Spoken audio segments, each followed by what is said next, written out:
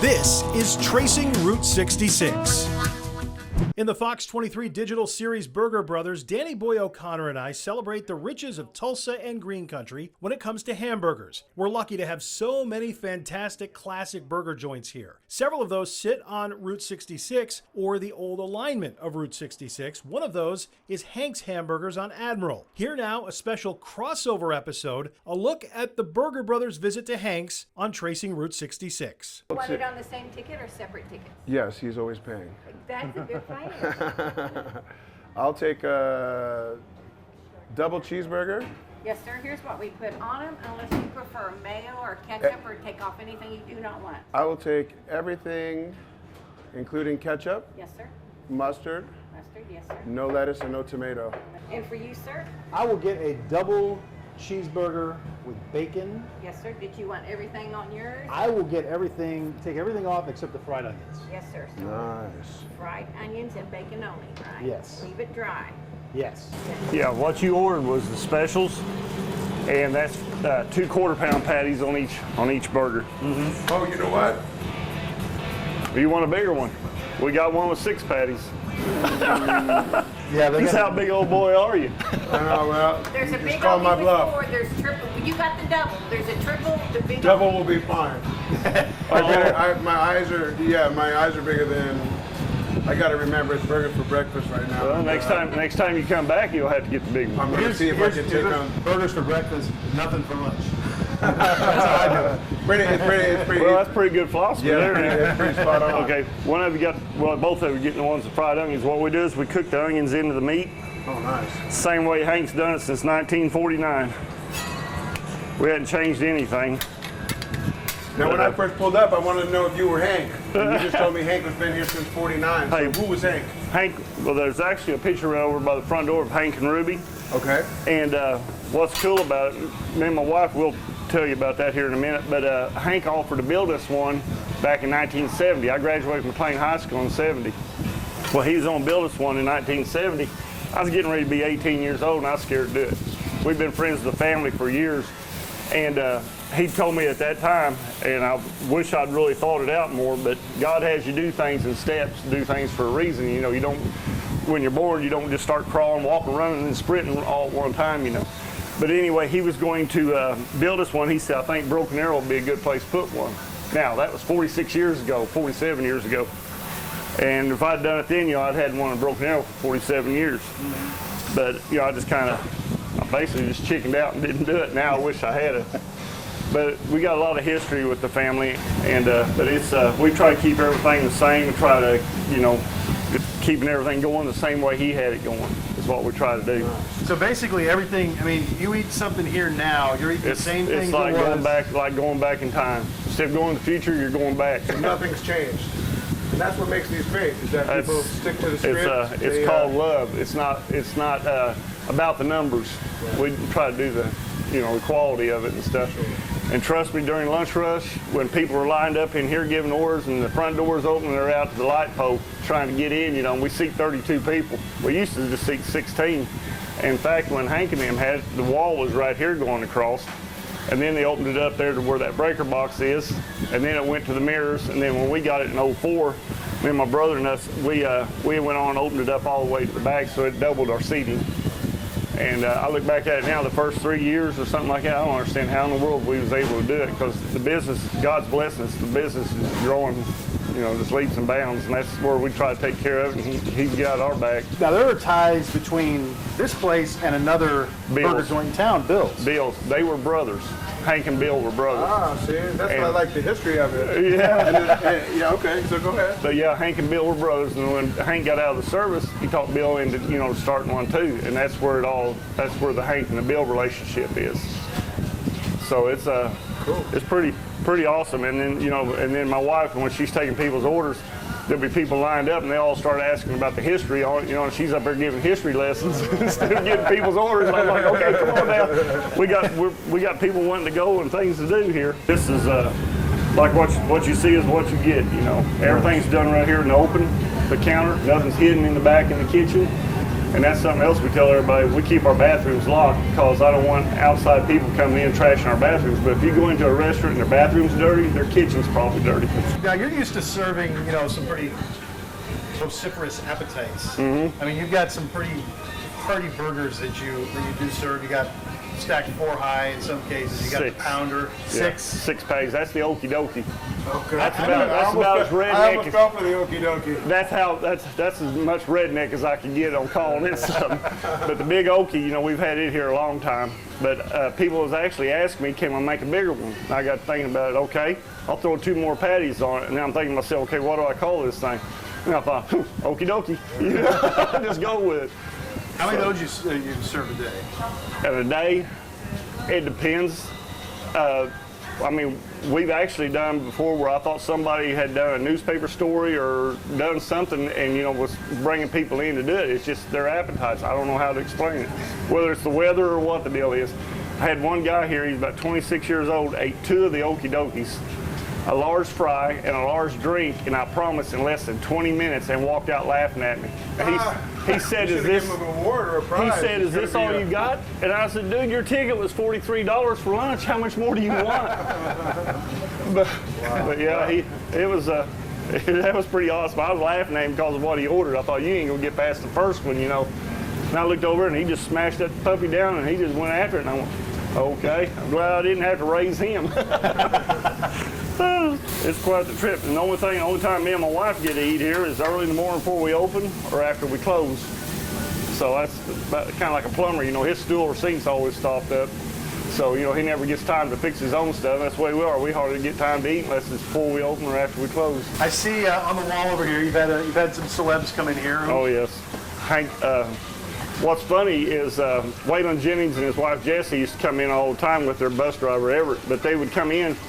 But I had 2 guys that have been hitting the hot juice a little bit come in, and we don't allow no foul language in here. I don't handle that. But anyway, they come in here and they're being nice about it, being quiet. And that one hit the other one and says, "See, I told you Hank Williams owned this place. That's why they call it Hank's." And I thought, okay, as long as you guys ain't acting up, I'm gonna let it go, and you guys can believe whatever you want to believe. Just get your food, you know. Nice. So we noticed you had an autograph wall in the back as well. So, Yep. And that seems to just be people who are traveling Route 66. Yeah. Are you on Route 66? Yeah, this is the old Route 66. Fantastic. It was out here in front on Admiral from 1928 to 1932. Then they wanted to straighten it out a little bit, so they moved it over to 11th Street, a mile south. Moved it over there. But yeah, That's cool. It's even better because it's the original. This is the original one. We've actually got a little map here on the side of this wall right over here by the menu sign, and you can look at it and it shows you the route of the old Route 66. Yeah, it's interesting too because you look at the terrain, like the parking lots that kind of come off. It looks like this was, Back you know, then. exactly.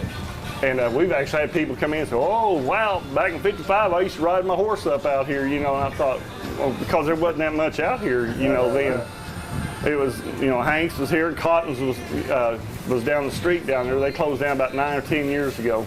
But yeah, that was the main turnaround for all the kids in high school, you know, where they were running their cars. They'd run up and down Admiral. And then when I graduated in '70, it was Brookside, run up and down Brookside to Pennington's and stuff like that. Yeah, the ribbon, they call it, right? The ribbon. Yeah. Yeah. S.E. Hinton told me about that. The Tulsa police officer loved it. That's like shooting fish in the barrel. It was. Yeah. Just wait here just a second, you know, we can write a ticket. Somebody's gonna come by in a minute acting silly. Yay. Tater tots here. Oh yeah. Sir? Nice one. Anything else, Awesome. you let us know, okay? Oh, thank you. All right. Appreciate y'all coming in. Maron. Oh my goodness. All right, man. Cheers. Cheers.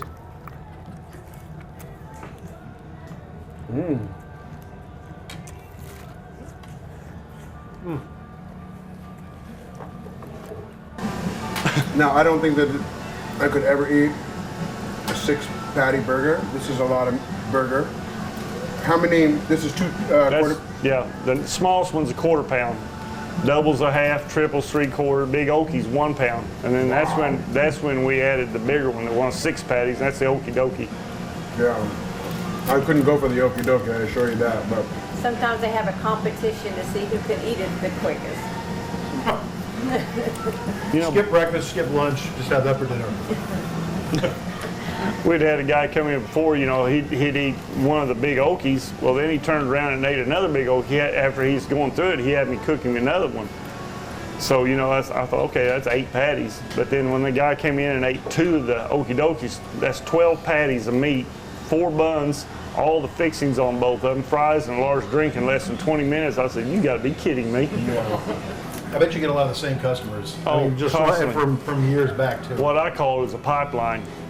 We don't do no advertising at all. We got our menus, takeout menus. That's our advertisement. But everything's word of mouth, you know.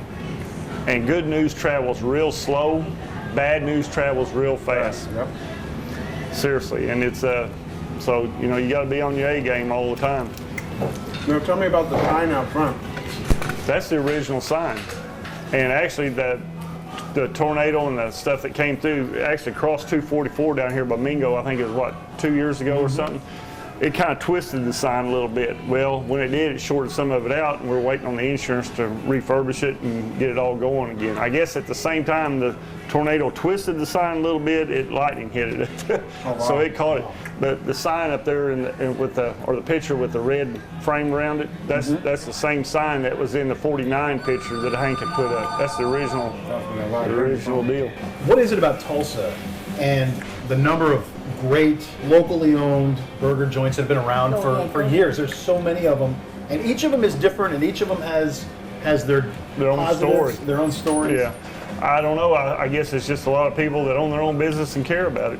I mean, that's the only way I can say it. But places that go in, you know, like I say, us being blessed, we came into this and it already had a lot of history. Yeah. We had a lot of history with Hank. That's how me and my brother and all of us was able to get it. But it's just caring about what you're doing, just in my blood. And then when the opportunity come open to get this, me and my brother, we jumped on it. I mean, we couldn't keep from doing it, you know. But yeah, and I always have loved to cook. But Now, speaking of beef, what kind of beef do you put in here? I mean, real cow.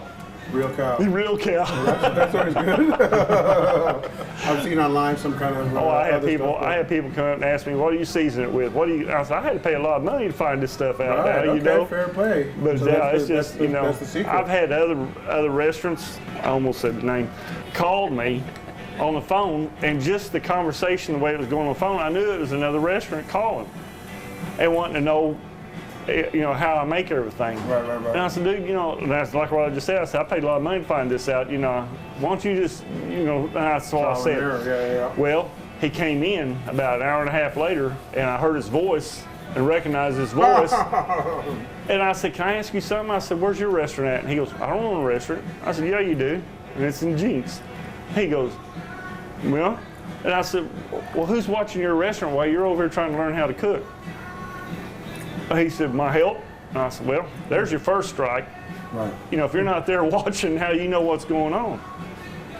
And it just didn't make no sense to me. Right. I said, I'll tell you what, you stand right there at the window, you watch everything I do, you go out there to your car, you tear it apart and look at it, and the only thing you're going to know is you had a good burger. Right. You won't know nothing about what I do and how I do it or anything. It's just what it is. So you gotta take it as a compliment. People are trying to steal the. Yeah.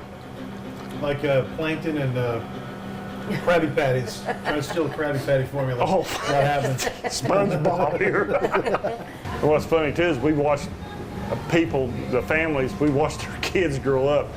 We got one boy comes in here, his name's Michael, a really nice boy, and I think he was 10 when we met him. Right. Well, now he's 24 or getting ready to be 25.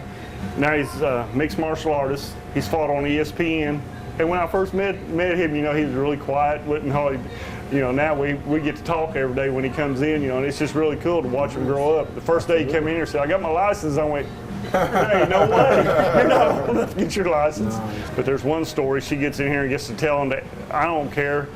If, like she said, people from London, Switzerland, everywhere come in here all the time, traveling Route 66. And the next thing I know, she's telling them about the story about our parents knowing each other.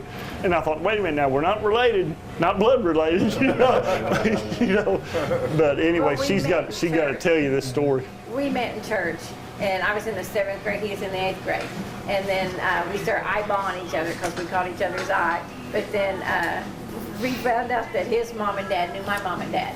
And he was born August 1952. I was born in October 1952.